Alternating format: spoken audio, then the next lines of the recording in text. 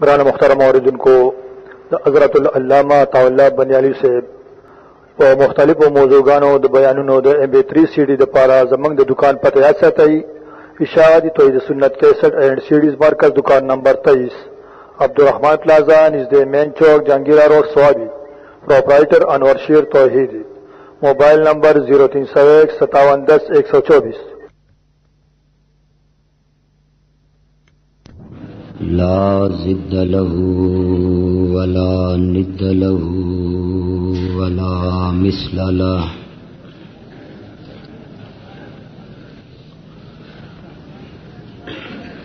والصلاة والسلام على من لا نبي بعده ولا رسول بعده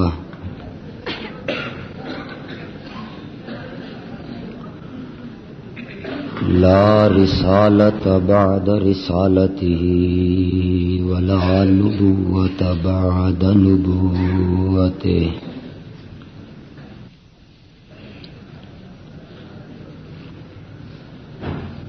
وعلى آله وأصحابه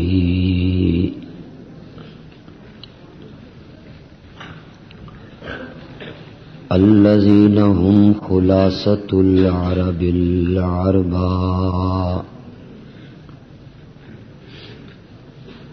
وخير الخلائق بعد الأنبياء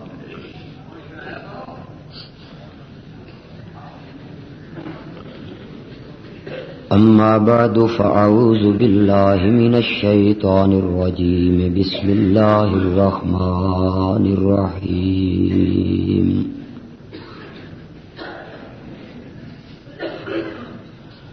محمد رسول الله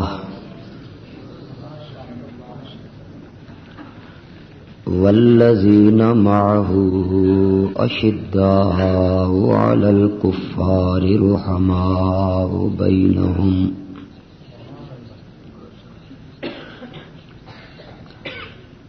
قال النبي صلى الله عليه وسلم لعلي بن أبي طالب أنت ولي في الدنيا والآخرة صدق الله العظيم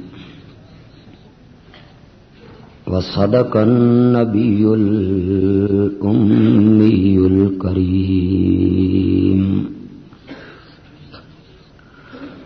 اللهم صل على سيدنا ومولانا محمد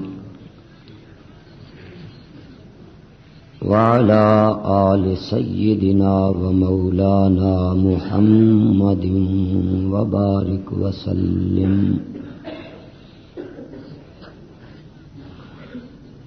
انتہائی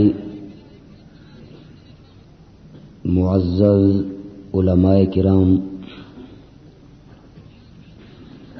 آپ نے اگر تعاون کیا تو اس رات اور دن کی مناسبت سے اس شخصیت کا صحیح ذکر کروں گا جس اسلام کی عظیم شخصیت نے اس دن میں جنم لیا۔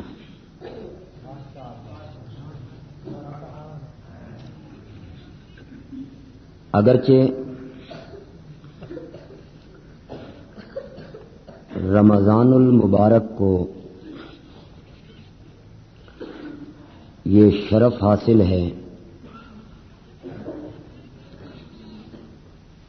کہ اس میں اللہ کا کلام نازل ہوا،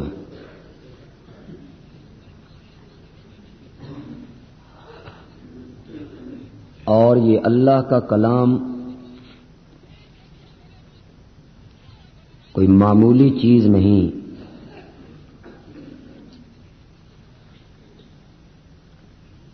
جتنی چیزیں انسان بناتا ہے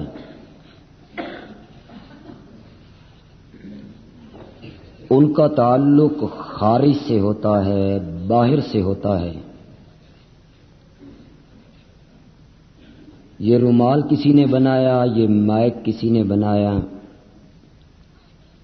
یہ میز کسی نے بنایا، اس کا تعلق اس بنانے والے کے خارج سے ہوتا ہے، باہر سے ہوتا ہے۔ اور کلام جو انسان کی ہوتی ہے وہ باہر سے نہیں ہوتی، بندے کے اندر سے نکلتی ہے۔ اسی طرح یہ زمین اور یہ آسمان،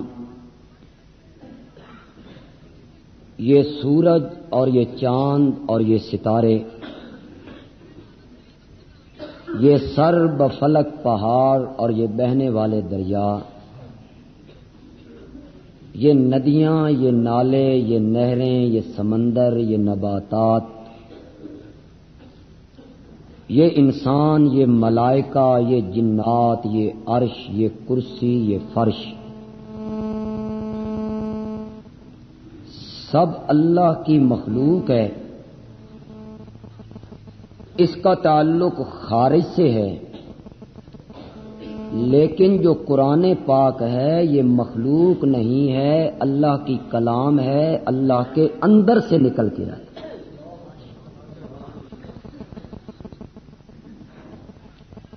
اس مہینے کو یہ شرف حاصل ہے، اس میں قرآن کا نزول شروع ہوا۔ اس مہینے کو یہ تاریخی حیثیت حاصل ہے کہ اسلام اور کفر کی پہلی جنگ اسی مہینہ کی 17 تاریخ کو لڑی گئی۔ اس مہینے کو یہ تاریخی حیثیت بھی حاصل ہے کہ اس مہینے کی 17 تاریخ کو ام المومنین صدیقہ کائنات مریم اسلام حضرت سیدہ عائشہ صدیقہ رضی اللہ تعالی عنہا کا انتقال ہوا۔ اس مہینے کو یہ تاریخی حیثیت بھی حاصل ہے کہ 10 سال جلا وطنی کی زندگی گزارنے کے بعد 10,000 قدوسیوں کا لشکر لے کر جب میرے پیارے پیغمبر مکے میں داخل ہوئے تھے تو اس مہینے کی 21 تاریخ تھی، اور اس مہینے کو یہ تاریخی حیثیت بھی حاصل ہے کہ اس مہینے کی 21 تاریخ کو پروردہ نبوت داماد رسول فاتح خیبر بدر و حنین کے غازی اور یمن کے قاضی حضرت سیدنا علی المرتضی رضی اللہ تعالی عنہ پیدا ہوئے۔ میں نے عظمت قرآن کو آج موضوع نہ بنایا، میں نے آج رات کی مناسبت سے غزوہ بدر کو موضوع نہ بنایا۔ میں فتح مکہ پہ گفتگو کر سکتا تھا، لیکن میں نے اسے موضوع سخن نہ بنایا۔ میں نے حضرت علی کی شخصیت کو اور ان کی سیرت کو اور ان کی ذات کو موضوع سخن اس لیے بنایا کہ آج تک حضرت علی کی صحیح شخصیت لوگوں کے سامنے پیش نہیں کی گئی۔ ایک بدبخت طبقے نے انہیں گالیاں تک نکالی، ایک بدبخت طبقے نے ان پر الزامات کی بوچھار کی، اور جن نادان دوستوں نے ان کے ساتھ محبت کا دعویٰ کیا، انہوں نے کبھی یہ کہا کہ آسمانوں پہ جنات کی جنگ چھڑ گئی، فیصلہ رب سے نہ چکایا گیا، تو حضرت علی کو بلایا گیا، جنات کے فیصلے انہوں نے چکائے. انہوں نے حضرت علی کی شخصیت اس طرح پیش کی کہ حضرت علی کے پاس فوج کی کمی ہوئی تو انہوں نے درختوں کو خطاب کر کے کہا تم میرے فوجی بن جاؤ، تو سارے درخت فوجی بن گئے. انہوں نے کبھی اس شخصیت کو اس رنگ میں پیش کرنے کی کوشش کی کہ حضرت علی اکیلے 40 آدمیوں کی یا 400 آدمیوں کی قوت رکھتے تھے. انہیں کبھی مشکل کشا کہا گیا، کبھی انہیں حاجت روا کہا گیا، کبھی انہیں امداد کرنے والا کہا گیا، کبھی ان سے مددیں طلب کی گئیں. ایک طرف تو ان کی بہادری کے چرچے، شجاعت کے چرچے، بے باکی کی مشہوریاں، جنات کی لڑائیوں کے فیصلے چکانا، فرشتوں تک کے پاس جا کے بیٹھ جانا، اور کبھی یہ کہا کہ معراج والی رات میں جب پیارے پیغمبر سدرۃ المنتہا سے پار اوپر گئے، اللہ نے پردہ لیا ہوا تھا اور نبی پاک نے کہا میں دیدار کرنا چاہتا ہوں. اللہ نے کہا کہ نہ کرو تو بہتر ہے، اور جب انہوں نے ذرا زور دیا اور اللہ نے چہرے سے پردہ ہٹایا تو وہ علی تھے. یہ شخصیت پیش کی ایک طبقے نے حضرت علی سے محبت کے نام پر، حضرت علی سے الفت کے نام پر، اور حضرت علی سے محبت کا نام لے کر انہوں نے صحابہ کی کردار کشی کی، انہوں نے حضرت صدیق اکبر کی کردار کشی کی. محبت علی کے رنگ میں حضرت عمر کی کردار کشی ہوئی، حضرت عثمان کی کردار کشی ہوئی، حضرت معاویہ کی کردار کشی ہوئی. محبت علی کا رنگ رکھ کے ان لوگوں نے حضرت عائشہ تک پہ تنقید کرنے سے وہ طبقہ نہیں رکا. انہوں نے غلط شخصیت حضرت علی کی لوگوں کو دکھائی اور اس شخصیت کو مسخ کر کے لوگوں کے سامنے پیش کیا. میں سمجھتا ہوں اور علماء کرام سے گزارش کروں گا کہ آج اس نازک موقع پر سب سے زیادہ ضروری بات یہ ہے کہ حضرت علی کی صحیح تصویر لوگوں کو دکھائی جائے. اہل سنت کو حضرت علی کی صحیح تصویر دکھائی جائے. کیا حضرت علی کے لیے یہ عظمت ناکافی ہے کہ وہ نبوت کے ہاتھوں میں پلا ہے؟ یہ کم فضیلت ہے حضرت علی کے لیے، یہ کم عظمت ہے حضرت علی کے لیے کہ ان کی پرورش کی ہے حضرت محمد الرسول اللہ. لیکن تاریخی باتیں بہت سی آئیں گی اور آج بہت سی تاریخی باتیں کر کے جاؤں گا. مجھے یہ بتائیں آپ پنڈی والوں، مجھے یہ بتائیے گا حضرت علی کی پرورش نبی پاک نے کیوں کی تھی؟ کیا ان کے والد زندہ نہیں تھے؟ بولو. کیا ابو طالب زندہ نہیں تھے؟ پھر نبی پاک نے حضرت علی کی پرورش کیوں کی؟ کیا وجہ ہے اس کی؟ وجہ یہی ہے نا کہ نبی پاک کے چچا حضرت عباس نے نبی پاک سے کہا تھا بیٹا میرا بھائی ابو طالب غریب ہے، خشبوئیں بیچتا ہے، پاؤں سے لنگڑا ہے، اس کے بچے زیادہ ہیں، اس سے بچے نہیں پلتے، ایک بچہ میں پالتا ہوں، ایک بچہ اس سے بچے نہیں پلتے اپنے. حضرت علی اس سے نہیں پل رہے ہیں، حضرت جعفر اس سے نہیں پل رہے ہیں، غریب ہے، خشبوئیں بیچتا ہے، پیر میں لنگڑاہٹ موجود ہے، ایک بچہ تم پالو، ایک میں پال لیتا ہوں. اور پنڈی والو جس سے اپنے بچے نہیں پلتے تم کہتے ہو کہ اس نے میرے نبی کو پالا تھا؟ جس سے اپنے بچے نہیں پلتے اس کے بچے اس کے بھائی پال رہے ہیں، اس کے بچے اس کے بھتیجے پال رہے ہیں. تم نے میرے نبی کے سر پہ احسان چڑھایا اس آدمی کا کہ اس شخص نے نبی پاک کو پالا تھا. نہیں، بندیالوی کہتا ہے کہ میرے پیارے پیغمبر نے بچپن کے اندر پہاڑوں میں اپنے پاؤں زخمی کر کے بکریاں چرا کے جو کچھ کما کے گھر میں لائے تھے میرے نبی نے ابو طالب کا گھرانہ پالا تھا، میرے نبی نے پالا تھا یہ گھر. میرے نبی نے مزدوریاں کی، میرے نبی نے مزدوریاں کی، میرے نبی نے بکریاں چرائیں، اور جو کچھ کما کے لاتے تھے وہ اپنے چچا کے حوالے کرتے تھے، اور چچا کا گھر اس طرح چلا کرتا تھا. حضرت علی کو پالا ہے نبی پاک نے. یہ کوئی کم عظمت ہے حضرت علی کے لیے کہ وہ پربردہ نبوت ہیں؟ اور کیا یہ کم عظمت ہے حضرت علی کے لیے کہ بچوں میں وہ سب سے پہلے ہیں جنہوں نے میرے نبی کا کلمہ پڑھا ہے؟ یہ کم عظمت ہے ان کے لیے؟ میرے لفظ آپ نے ذہن میں رکھے، میں نے کیا لفظ کہے؟ سب سے پہلے کلمہ نہیں پڑھا، بچوں میں سے بچوں میں سب سے پہلے حضرت علی نے کلمہ پڑھا. کتنی عمر ہے؟ 6 سال، 8 سال، 10 سال. 3 روایتیں ہیں، میں 10 سال کی روایت مان لیتا ہوں. 10 سال کا بچہ بالغ کے نابالغ؟ 10 سال کا بچہ خود مختار یا مجبور؟ کسی کے گھر میں رہتا ہے، کسی کے گھر میں پلتا ہے، کسی کے گھر کھاتا ہے، کسی کے گھر پہنتا ہے، کسی کے گھر پیتا ہے، کسی کے گھر میں رہتا ہے. 10 سال کا بچہ. اور لوگوں خدا کی قسم یہ کوئی پرابلم نہیں ہے، یہ کوئی مسئلہ نہیں ہے ہمارے ملک میں کہ سب سے پہلے اسلام کس نے قبول کیا تھا، حضرت ابو بکر نے، حضرت خدیجہ نے، زید نے یا حضرت علی نے؟ ایک طبقہ کہتا ہے حضرت علی نے سب سے پہلے اسلام قبول کیا.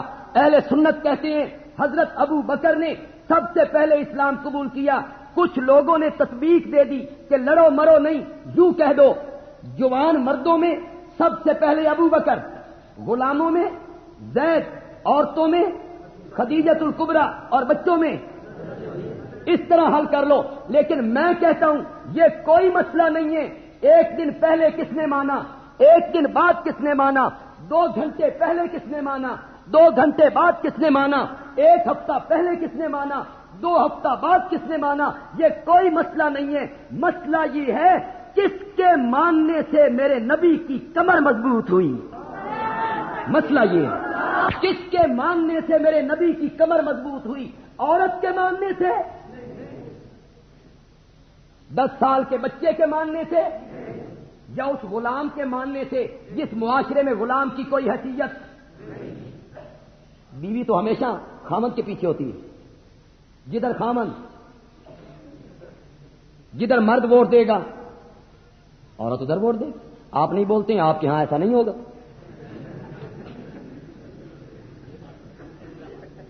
ورنہ عورت خامند کے تابع. حضرت شیخ القرآن مولانا غلام اللہ خان رحمت اللہ علیہ فرمایا کرتے تھے، میں نے ملتان میں تقریر کی اور رات میں نے شاہ عبد القادر محدث دہلوی کا وہ حاشیہ سنایا کہ اس آیت کے اترنے سے پہلے مومن اور کافر میں رشتہ ناتا جاری تھا، اس آیت سے حرام ٹھہرا. مرد یا عورت میں سے کسی ایک نے شرک کیا تو نکاح ٹوٹ گیا. کسی نے شرک کیا تو نکاح.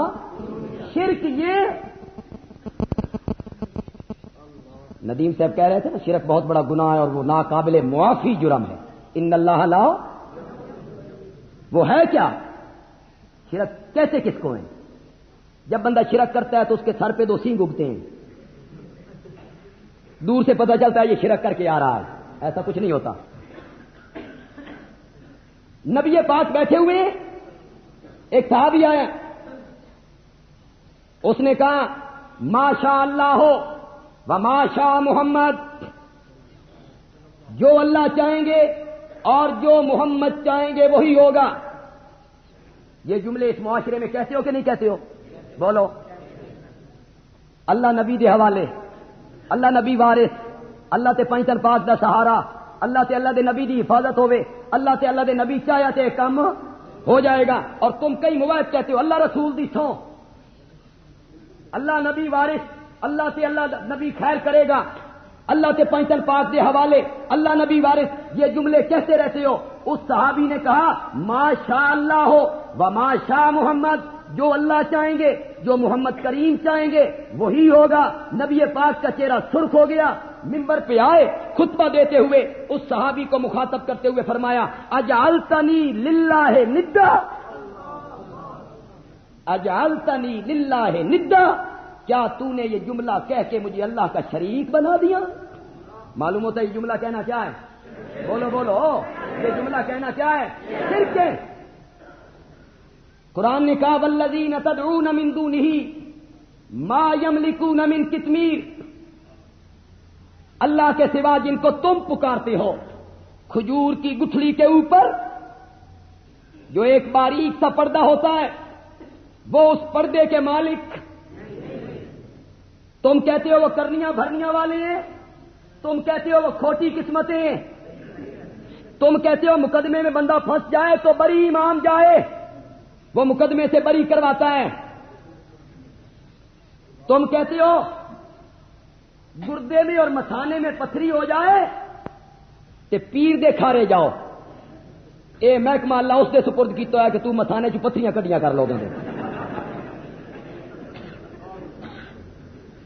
اور جوڑوں میں ہوا ہو جائے تو شاہ جیونے جاؤ، اے ہوا کڈن والا محکمہ انہاں دے سپرد ہے، اور اگر اولاد نہیں ہوتی تو سلطان باہو جاؤ، اس کی بیری کے نیچے کھڑے ہو کے جھولی پھیلاؤ، اولاد ہو جائے گی، فلاں مرض فلاں علاقے میں، فلاں علاقے میں، فلاں بزرگ کے پاس حضرت یوسف نے جیل کے ساتھیوں کو کہا تھا ارباب متفرقون خیر ام اللہ الواحد، ارباب متفرقون، یہ الگ الگ رب، الگ الگ مشکل کشا، یہ بہتر ہے ام اللہ الواحد، ایک اکیلا اللہ بہتر ہے۔ حضرت شیخ فرمایا کرتے تھے شیطان بڑا حرامی ہے،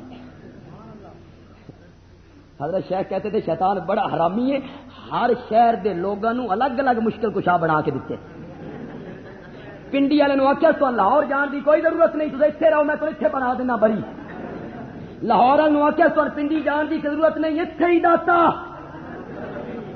جنگ والوں کو کہا تمہیں لاہور جانے کی کوئی ضرورت نہیں باؤ، لاہور ملتان والوں کو کہا تمہیں کہیں جانے کی کوئی ضرورت نہیں، اتنے ہی شاہ رکن عالم بہاولک، ہر علاقے میں اس نے بانٹ دیے معبود اور ان کے مشکل کشا، ارباب متفرقون خیر، تم کہتے ہو وہ کرنیاں بھرنیاں والے ہیں، تم کہتے ہو وہ جھولیاں بھر دیتے ہیں، تم کہتے ہو وہ عزتیں رکھتے ہیں، تم کہتے ہو وہ لجپال ہیں، لجپال پنڈی والے نہیں سمجھو گے، ہمارے سرگودے کی طرف آؤ تمہیں بڑی سمجھ آئے گی، لجپال ہے، لجپال لجے پالتے ہیں، ہمارے علاقے میں بڑا مشہور ٹرکوں پہ لکھا ہوا ہوتا ہے، نام ضرور لینا، لجپال، لج کہتے ہیں عزت کو، عزت کو، عزتیں پالنے والا کون ہے؟ قل اللہم مالک الملک تؤتی الملک من تشاء وتنزع الملک ممن تشاء وتعز من تشاء وتذل من تشاء، اے لجپال پچھلا الیکشن لڑے جے قریشیاں دے مقابلے، قریشی کتے کھڈان والے، قریشی کتے کھڈان والے، اے لجپال لڑے جی الیکشن، جس جڑے نتیجہ نکلیا قریشی جت گئے تے لجپالاں دی صدوقچی چ انا للہ و انا الیہ، اے لجپال ہیں، یہ لجے پال رہے ہیں، لوگوں کی لجے پالتے ہیں،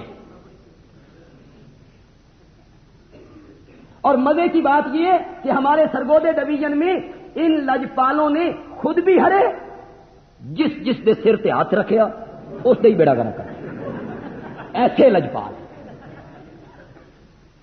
ابھی مسلمہ کا ذکر ہو رہا تھا، مولانا فرما رہے تھے مسلمہ کا ذکر، مسلمہ بڑا چلاک آدمی تھا، اس کو کسی نے کہا تھا، اس کے جو امتی تھے، جھوٹے نبی کے جھوٹے امتی، کسی امتی نے اس کو کہا حضرت جی وہ جو مدینے والا پیغمبر ہے اس پر ایک سورت اتری ہے، ہاتھی والی سورت، الم تری کیف فعل ربک باصحاب تے تسی بھی ساڈے نبی ہو تے کچھ ہی جی سورت ساڈے واسطے بھی ہونی چاہیے، اس آخیا اتری پئی،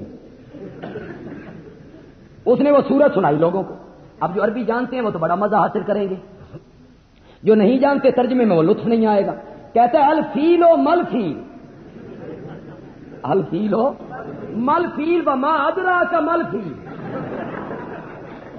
الفیل و مل فیل وما ادراک مل فیل، ہاتھی کیا ہوتا ہے، ہاتھی تو کیا جانے کہ کیا ہوتا ہے ہاتھی، لہو ذنب کثیر وخرطوم طویل، اس کی دم چھوٹی ہوتی ہے اور سونڈ لمبی ہوتی ہے، اس سے وہی اتری تھی، جھوٹے نبی پہ جو وہی اتری اس وہی کا اندازہ لگانا۔ اس کو کسی نے کہا، کسی امتی نے حضرت وہ جو مدینے والے پیغمبر ہیں نا، وہ چھوٹے بچوں سے بڑا پیار کرتے ہیں. چھوٹے چھوٹے بچے اٹھا کے لوگ گودوں میں لے آتے ہیں اور وہ مدینے والے پیغمبر ان کے سر پہ ہاتھ پھیرتے ہیں اور اپنی لعاب مبارک ان کے منہ میں ڈالتے. کتنے خوش قسمت تھے وہ لوگ. اللہ تے تسی بھی ساڈے نبی ہو کہ کچھ اس طرف توجہ فرمایا. کل بچے دربار میں پیش کیے جائیں. بچے آئے، اس نے اپنا پلیت ہاتھ پھیرا اور اپنی ناپاک تھوک ان کے 2-4 دن بڑی رونق لگی. بڑے بچے آئے. اچانک بچے آنے بند. کوئی بچے نہیں. بچے کیوں نہیں آتے؟ اب غلام سارے سہمے ہوئے. چپ. میں پوچھتا ہوں بچے کیوں نہیں آتے؟ انہوں نے کہا حضرت کیا عرض کریں، جس جس دے سر تے ہاتھ پھیریا جے گنجا ہو. جس جس دے سر تے ہاتھ پھیریا جے گنجا ہو گیا، تے جس جس کے منہ چو تھک سٹی جے گونگا ہو گیا. بتا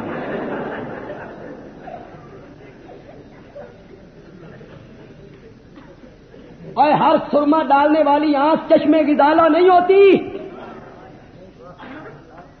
ہر لعاب میرے نبی کی لعاب کی طرح نہیں ہوتی. یہ کڑوے کنویں میں آئے تو میٹھا کر دیتی ہے.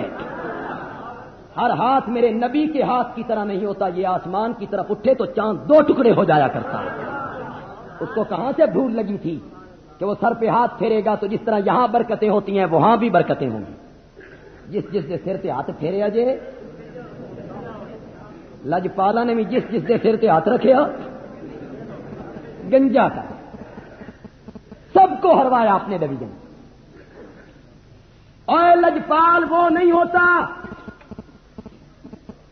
توحید کے مرکز میں کھڑا ہوں، ببانگے ڈھول کہوں گا، سارے پردے ہٹا کے کہوں گا. لجپال وہ نہیں ہوتا جو قریشیوں سے الیکشن لڑے اور شکست کھا جائے. لجپال وہ ہوتا ہے جو یوسف کو جیل کی تنگو تاریک کوٹھریوں سے نکالے اور تخت میں بٹھا دیتا ہے. تخت پہ بٹھا دیا. جیل کی تنگو تاریک کوٹھیوں سے نکالا اور تخت پہ بٹھا دیا. تم کہتے ہو یہ لجے پالتے ہیں، تم کہتے ہو یہ عزتیں رکھتے ہیں، تم کہتے ہو یہ کھوٹی قسمتیں کھڑی کرتے ہیں، تم کہتے ہو یہ جھولیاں بھرتے ہیں. اور میں کہتا ہوں ما یملکون من قطمیر، کھجور کی گٹھلی کے اوپر باریک سا پردہ، یہ اس پردے کے مالک یعنی کسی چیز کے، کسی کس کے، کسی ذرے کے مالک نہیں. مولا کہنا تو یہی چاہتا ہے نا کہ ما یملکون من ذرۃ، ما یملکون من شیء، وہ کسی چیز کے مالک نہیں، وہ کسی ذرے کے مالک نہیں. تے مولا ایڈا بل پایا ہی کھجور، اس کی گٹھلی، اس کے اوپر پردہ. اللہ نے فرمایا ہاں کھجور کو قبر کی طرح سمجھ، گٹھلی کو مسجد کی طرح سمجھ، پردے کو کفن کی طرح سمجھ. جن کو میرے سوا تو پکارتا ہے وہ تے اپنے کفنا دے مالک بھی کوئی. ما یملکون من قطمیر، وہ اپنے کفنوں کے مالک. جاؤ راول پنڈی کے مولویوں سے پوچھو حنفیوں کا کیا عقیدہ ہے، حنفیوں کا کیا مسلک ہے.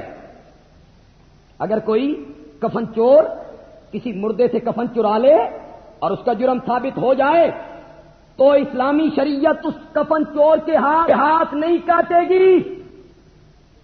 ہاتھ نہیں کٹے گے کفن چور کے. کیوں؟ فقہ حنفی کہتی ہے ہاتھ اس چوری والے مال میں کٹتے ہیں جس چوری والے مال کا کوئی مالک ہو.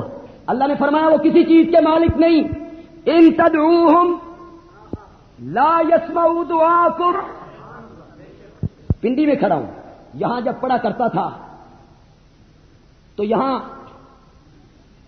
عرب سے مہمان آئے تھے. حضرت شیخ القرآن رحمت اللہ علیہ نے ان کو سپاس نامہ پیش کیا تھا.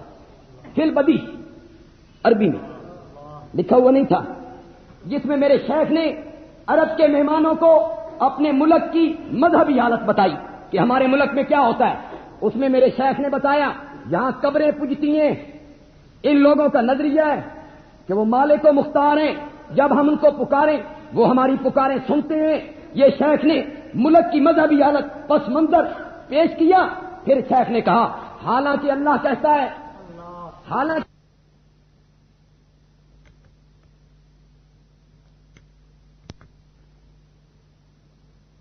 تو مسلم لیگیوں کے کام ہوتے ہیں، پیپل پارٹی والوں کے کام، اور اپنوں کے کام کرنا اور پرایوں کے نہ کرنا، دوستوں کے کام کرنا، دشمنوں کے کام نہ کرنا، یہ سیاسی لٹیروں کا کام ہوتا ہے۔ اور میرا رب کہتا ہے میں دوستوں سے پہلے دشمنوں کی سنتا ہوں۔ میں رب ہوں، میں رب ہوں۔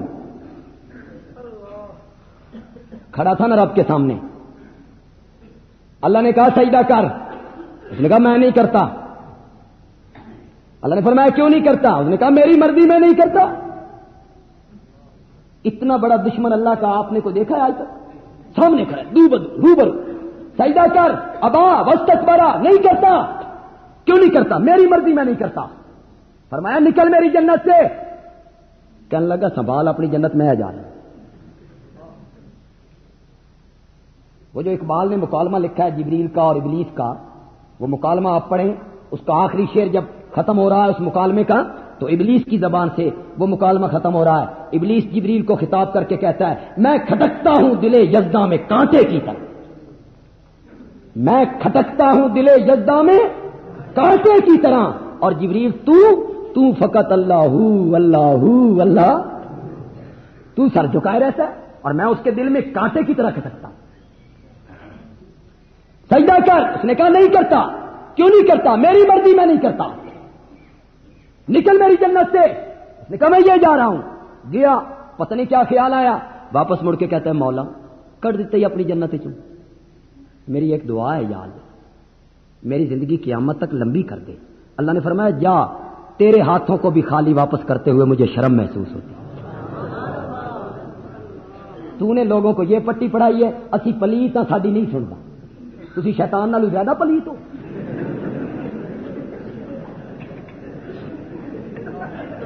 شیطان سے زیادہ پلیت ہے کہ تمہاری نہیں سنتا، اس نے تو شیطان کی سنی۔ مشکات کی روایت ہے ایک پیغمبر غالباً حضرت سلیمان بارش کی دعا مانگنے کے لیے باہر آئے۔ ہمارا آبائی گاؤں ہے بندیال، تو میرے دادا حضرت سلیمان باہر آئے، تپتی ہوئی دوپہر، گرمی کا موسم، پسینے سے شرابور۔ جب کھلے میدان میں پہنچے تو حضرت سلیمان نے کہا واپس پلٹو، دعا مانگنے کی کوئی ضرورت نہیں۔ حضرت گھر سے نکالا، گرمی میں پسینے میں شرابور ہیں، اور جب میدان میں پہنچے بن دعا مانگے واپسی کا حکم کیوں؟ حضرت سلیمان نے کہا جب میں اس میدان میں تمہارے ساتھ پہنچا اللہ نے مجھے ایک چیمٹی دکھائی، چیمٹی جو اپنے ننھے ننھے ہاتھ اٹھا کے رب سے بارش کی دعا مانگ رہی تھی۔ اللہ نے فرمایا میرا پیغمبر پلٹ جا، ہم نے چیمٹی کی سن کے بارش برسانے کا فیصلہ کر لیا۔ چیمٹی کی سنی کہ نہیں سنی؟ ہماری نہیں سنتا، اس لیے کہ ہم پلیت ہیں۔ یہ پٹیاں پڑھائیں مولویوں نے لوگوں کو، کوٹھے سے چڑھنا ہوئے تو پوڑی کی ضرورت، چھت پر چڑھنے کے لیے سیڑھی کی ضرورت اس لیے پڑتی ہے کہ چھت ہے وہاں اور میں ہوں یہاں، میں نے یہاں سے جانا وہاں، بغیر واسطے کے نہیں جا سکتا، اس لیے سیڑھی کی ضرورت پڑتی ہے۔ اور جس رب سے میرا معاملہ ہے وہ چھت جتنا دور، وہ پنکھے جتنا دور، وہ میک جتنا دور، میرے اس عینک کے فریم جتنا دور نہیں، وہ کہتا ہے نحن اقرب الیہ من حبل الورید، تیری شاہ رگ جتنی قریب نہیں جتنا میں تیرے قریب۔ 10 اور پوڑی کتنے رکھنا چاہتا فیصلہ کر، وہ تو اس سے زیادہ نزدیک۔ چھت پر چڑھنے کے لیے ضرورت پڑتی ہے، رب کو ملنے کے لیے کسی واسطے وسیلے کی کوئی ضرورت۔ ان تدعوہم لا یسمعوا دعاکم، اگر تم ان کو پکارو وہ تمہاری پکارے بولو بولو نہیں سنتے۔ چلو آج نہیں سنیں گے، جمعرات کے دن ضرور سنیں گے، اس دن روحیں آتی ہیں۔ جمعرات کے دن نہیں سنیں گے تو شب برات کو تو ضرور سنیں گے، اس دن تو روحیں واپس آتی ہیں. میں جناب عرس کے موقع پہ چلا جاؤں گا, میں دھرنا دے دوں گا, دھرنا. راولپنڈی میں تو بہت دھرنے ہوتے ہیں. میں دھرنا دے دوں گا, دھرنا. اللہ نے فرمایا اوے قبر کے پجاری, اگر میں تیری زندگی قیامت تک لمبی کر دوں اور تو قبر پہ دھرنا مار کے بیٹھ جائے, میں تیری زندگی قیامت تک لمبی کر دوں, تو پکارتے پکارتے مر جائے گا, قبر والا تیری پکار کا جواب کیوں؟ وَهُمْ مَنْ دُعَائِهِمْ غافل, اس لیے کہ وہ تمہاری دعاؤں سے کیا ہے؟ غافل ہے, بے خبر ہے. ان کو کوئی پتہ نہیں کون ہماری قبر پہ آیا, کون ہو. جس بات کے لیے یہ ساری بات چلائی تھی, میرے سوا جن کو تم پکارتے ہو وہ کھجور کی گٹھلی کے اوپر باریک سے پردے کے مالک, اگر تم ان کو پکارو وہ تمہاری پکارے نہیں سنتے.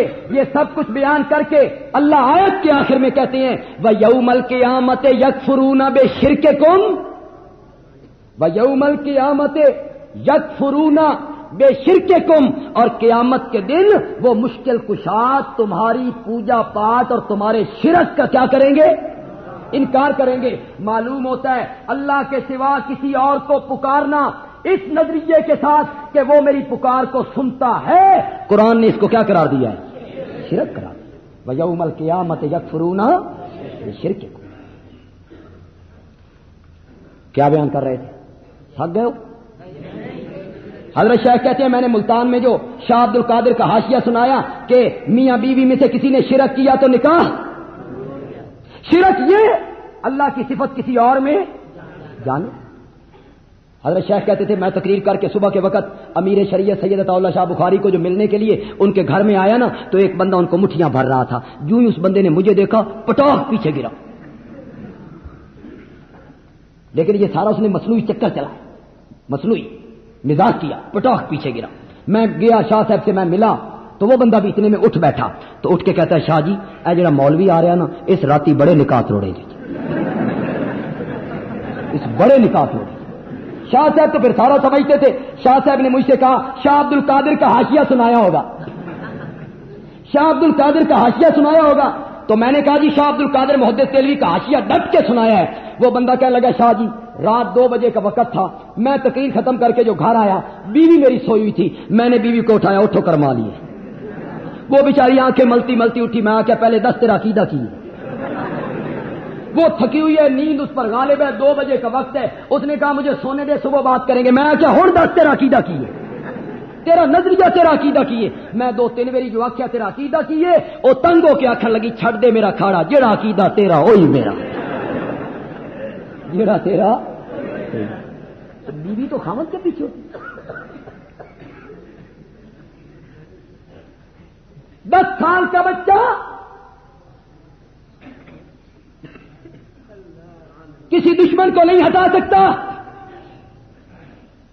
10 سال کا بچہ مدد نہیں کر سکتا, 10 سال کا بچہ مشورہ نہیں دے سکتا. اور کیوں بھائی خاندان کے مشوروں میں 10 سال کے بچوں کو شامل کرتے ہو؟ 10 سال کا بچہ مشورہ نہیں دے سکتا, دشمن کو نہیں ہٹا سکتا, پیسہ خرچ نہیں کر سکتا. اور تیسرا ہے زید غلام, غلام کی اس معاشرے میں کوئی حیثیت نہیں. اور بچہ تو پھر چوتھا بچہ جس کی عمر 38 سال, مکے میں کپڑے کی 4 دکانیں, شادی شدہ, بال بچے دار, پریوں والا, عقل مند, صاحب فہم و ذکا. وہ آیا, اس نے کلمہ پڑھا, حضرت خدیجہ نے کلمہ پڑھا, گھر میں بیٹھ گئی. حضرت علی نے کلمہ پڑھا, 10 سال کا بچہ گھر میں بیٹھ گیا. زید نے کلمہ پڑھا, غلام تھا, بات بھی نہیں کر سکتا تھا. 38 سال کا یہ ابو بکر کلمہ پڑھ کے باہر نکلا, حضرت عثمان کو اپنے ساتھ ملا کے لے گیا. دوبارہ نکلا, عبد الرحمن ابن عوف کو لے آیا, پھر نکلا طلحہ کو لے آیا, پھر نکلا زبیر کو لے آیا. وہ 10 صحابہ جن کو نبی پاک نے جنت کی بشارت دی ہے, ان میں سے 6 صحابہ ابو بکر کی تحریک سے مومن بنے تھے. نبوت کی پیٹھ کس کے ایمان لانے سے مضبوط ہوئی. تم تاریخ کی اس بات کو نہیں جھٹلا سکتے ہو. نبی پاک نے فرمایا میں نے جس کسی پر اسلام پیش کیا وہ ہچکچایا،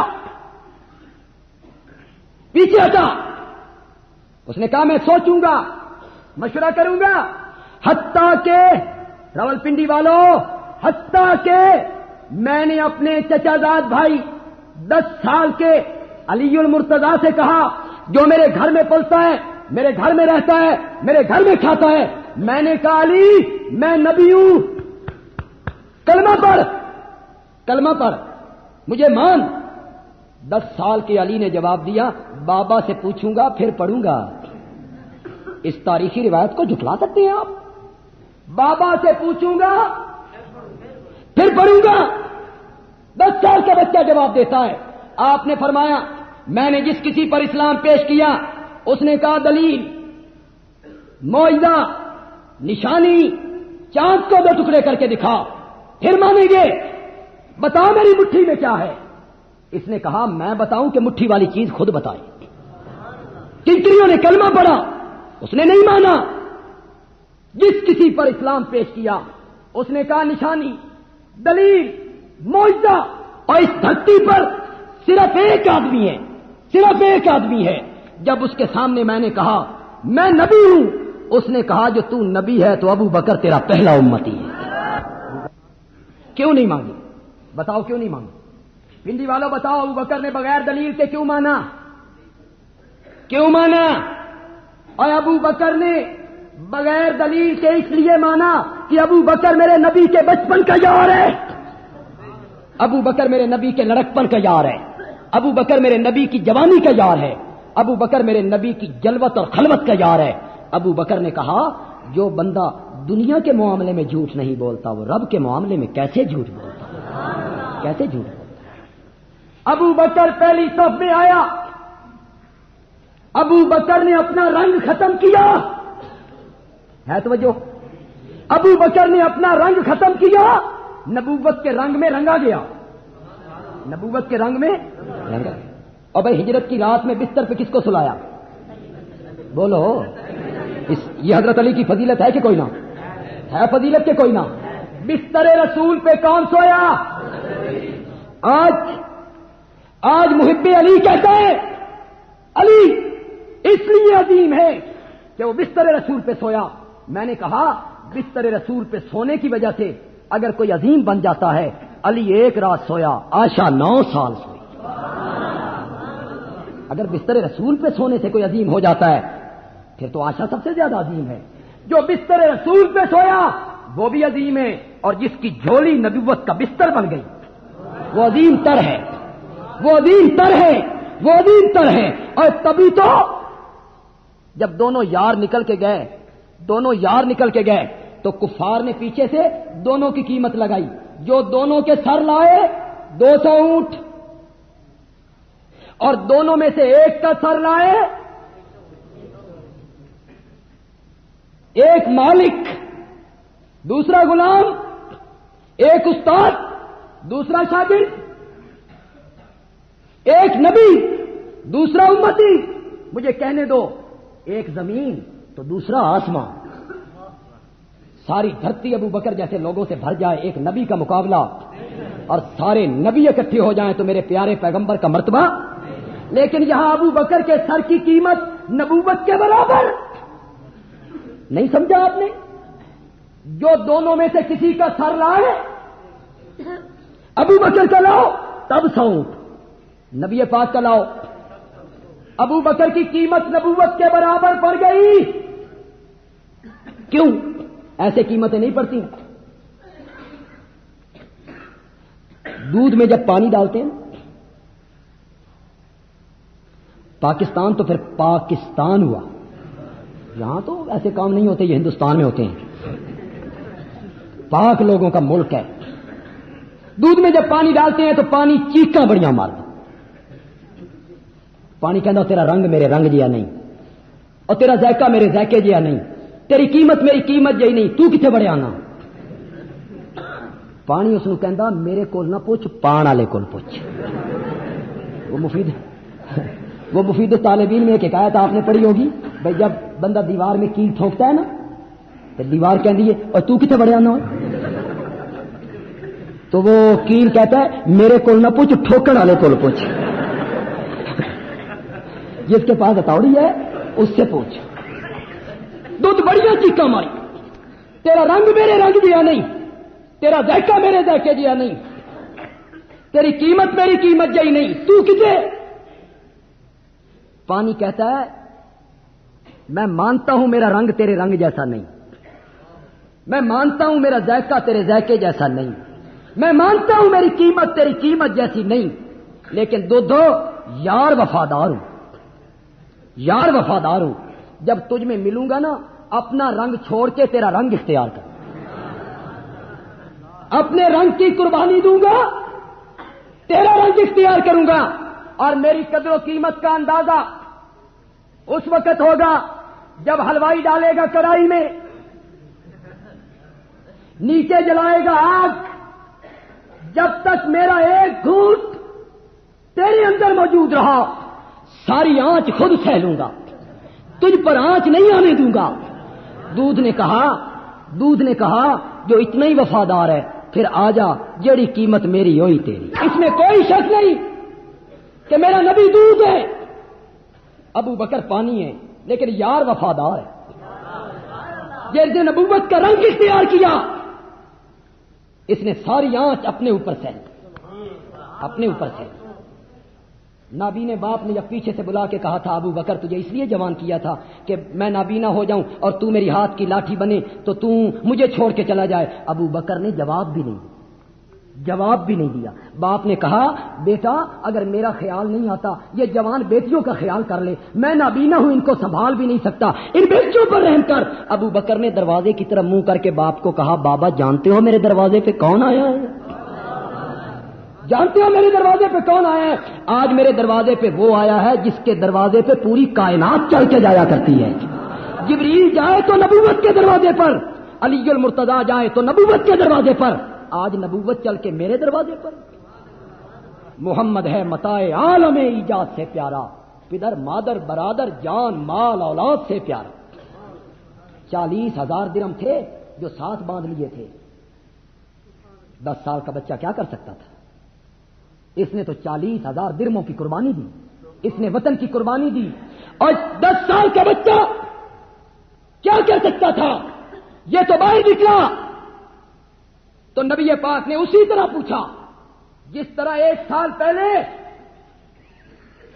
نوریوں کا سردار لینے کے لیے آیا تھا اور اس سے پوچھا تھا جبریل کس پہ جانا ہے؟ اس نے کہا براق حاضر ہے۔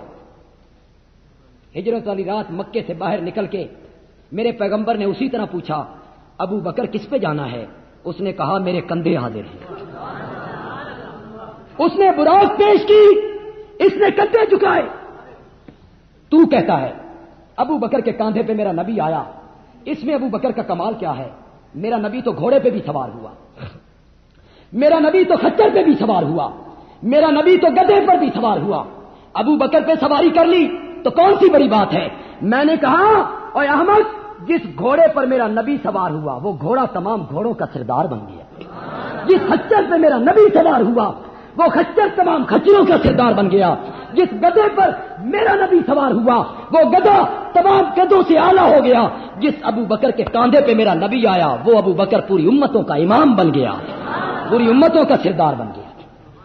اس نے کہا براق حاضر ہے، اس نے کہا میرے کاندھے حاضر ہیں، وہ گیا تے توڑ گیا، توڑ سمجھتے؟ آخر توڑ پنجابی بڑی عجیب زبان، توڑ کے 2 معنی ہیں، ایک آخر اور ایک ذہن میں رکھنا، ذرا ذہن میں رکھنا جو بات کہنے لگا ہوں ذرا ذہن میں رکھنا، انشاءاللہ دل کو سرور آئے گا وہ بات سن کے۔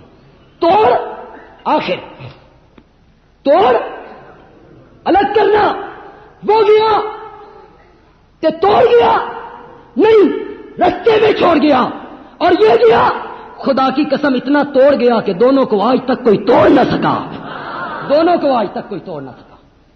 پھر وہ مدینے میں کی 4 کپڑے کی 4 دکانیں، ہجرت کی رات 40,000 درہم، اور غزوہ تبوک میں اپنے گھر میں جھاڑو پھیر کے سب کچھ لانا. ابو بکر تیری ریس ہی کوئی نہیں, ابو بکر تیری ریس ہی کوئی نہیں, ابو بکر تیرے گھرانے کی ریس بھی کوئی نہیں. سب کچھ لے کے آیا, 40,000 درہم لے کے آیا, 4 مکے کی دکانیں قربان کی. اور جب آخری وقت آیا تو حضرت عائشہ کی گود میں ابو بکر کا سر ہے, جس طرح آج سے 2 سال پہلے عائشہ کی گود میں میرے محمد کا سر تھا. آج آخری وقت ہے حضرت ابو بکر کا, عائشہ کی گود میں آپ کا سر ہے. اور حضرت ابو بکر اپنی بیٹی سے کہتے ہیں, عائشہ بیٹی یہ میری پرانی چادریں ہیں, ان کو دھو لو, مجھے ان میں کفن دے دینا. تیرے بابا کے پاس ان چادروں کے سوا کچھ بھی موجود نہیں, کچھ بھی موجود نہیں ہے.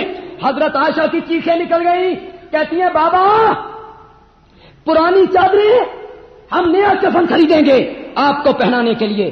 تو حضرت ابو بکر کہتے ہیں بیٹا نئے کپڑے تو زندوں کو اچھے لگتے ہیں, ہم مرنے والوں کے لیے کیا ہے, نئے ہوں کہ پرانے ہوں, ہم مرنے والوں کے لیے تو دونوں برابر.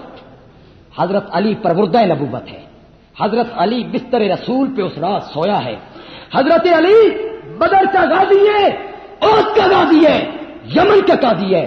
اور حضرت علی کو نبی پاک نے کہا تھا انت ولی فی الدنیا والآخرہ, علی تو دنیا میں بھی میرا دوست ہے, تو آخرت میں بھی میرا دوست ہے. حضرت علی ابو بکر کا ساتھی ہے, کہو حضرت عمر کے ساتھی ہیں. یہ میری بات سن کے جانی اور میری آخری بات ہے, سب حضرات میری یہ بات سن کے جائیں گے. حضرت ابو بکر اور علی ایک ہیں. اٹھاؤ, شین سے کہہ رہا ہوں, شین سے اٹھاؤ اپنی فقہ کی کتابیں. تمہیں پڑھنی نہیں آتی ہمیں دو, ہم تمہیں کھول کے دکھاؤں. اٹھاؤ اپنی فقہ کی کتابیں, اس میں باب پڑھو, باب و قضائے علی فی ایام ابی بکر, باب و قضائے علی فی ایام عمر, باب و قضائے علی فی ایام عثمان. اس باب میں حضرت علی کے وہ فیصلے درج ہیں جو انہوں نے ابو بکر کی خلافت میں کیے تھے, جو انہوں نے عمر کی خلافت میں کیے تھے, جو انہوں نے عثمان کی خلافت میں کیے تھے. معلوم ہوتا ہے تینوں خلافتوں میں حضرت علی قاضی القضات تھے, قاضی القضات تھے, چیف جسٹس تھے. اور چلو تو کہتا ہے کہ جب تک وہ زندہ رہے تو حضرت علی ان سے ڈرتے تھے, مشکل کشا تھے اور ڈرتے تھے.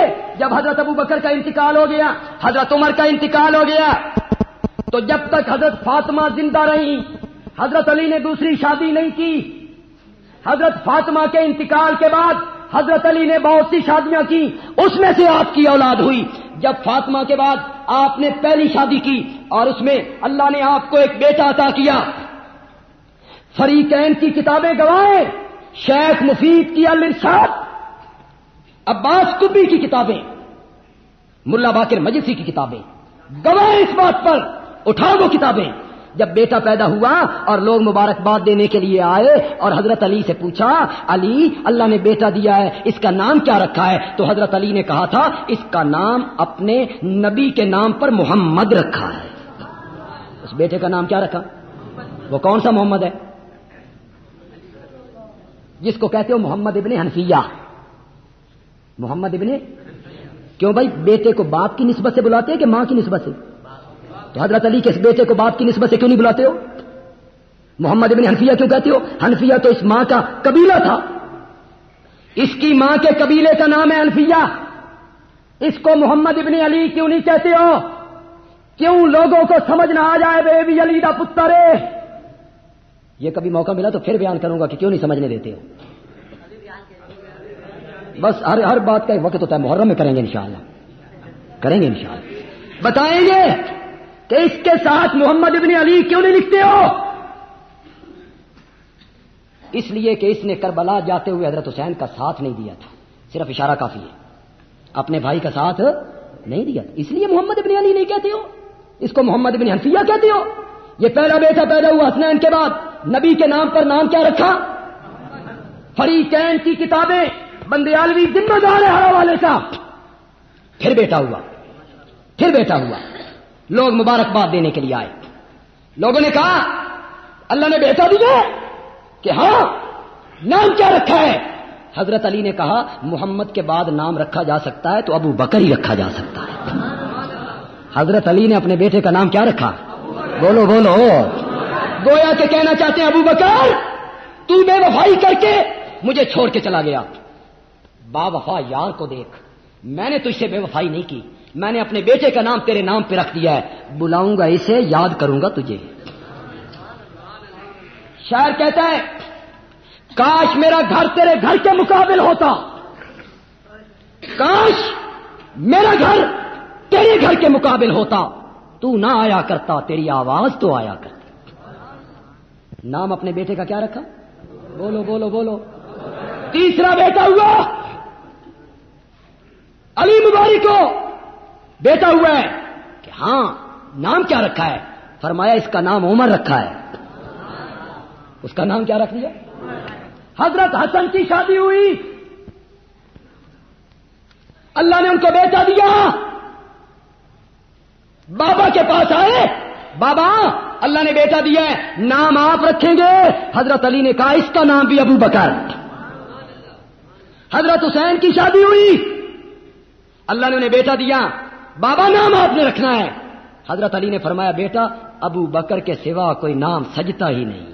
تم اپنے بچوں کے نام رکھتے ہو پیارے پیارے، حضرت علی کو پیارے نام معلوم ہوئے تو ابو بکر، عمر، عثمان.